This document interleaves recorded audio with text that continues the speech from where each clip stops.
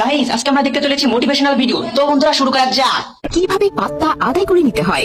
পাত্তা আদায় করে কিভাবে, এটা তো দেখতে হয় ভাই, কারণ ছোটবেলা থেকে কেউ আমাকে পাত্তা দেয়। সময় ডাক্তার পাত্তা দেয়নি, জন্মের পর নার্সরাও পাত্তা দেয়, স্কুলের ম্যাডামরা পাত্তা দেয়নি, পড়া পাত্তা বলে স্যাররাও পাত্তা দেয়নি, হাফ প্যান্ট পরতাম দেখে মেয়েরা পাত্তা দেয়নি, বন্ধু গার্লফ্রেন্ডের সাথে লাইন মারতাম দেখে বন্ধুরা পাত্তা দেয়, ইউটিউবে আসলাম তবুও কেউ পাত্তা দেয়নি। তাই এখন আমি সবাই পাত্তা আদায় করবো। কিভাবে পাত্তা আদায় করে নিতে হয়। 1 নম্বর, নিজেকে ইউনিক হিসেবে গড়ে তুলুন। হ্যাঁ কেন ভাই, আমি তো এমএস রহিম। নম্বর, নিজের মধ্যে এমন কিছু যোগ্যতা এবং গুণাবলী তৈরি করুন যা অন্যদের মাঝে। ভাই আমার যোগ্যতা নিয়ে তুই আর কথাই বলিস না।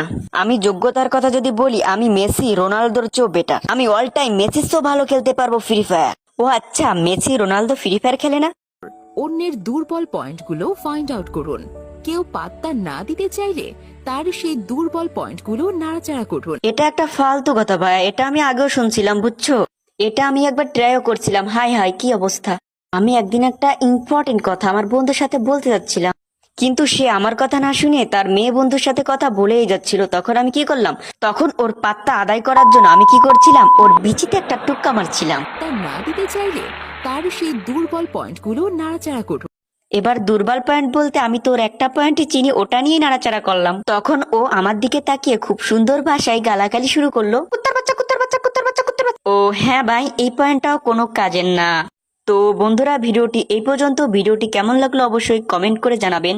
আর এরকম নতুন নতুন ভিডিও পেতে ভিডিওতে একটা লাইক করে চ্যানেলটিকে সাবস্ক্রাইব করে দিবেন।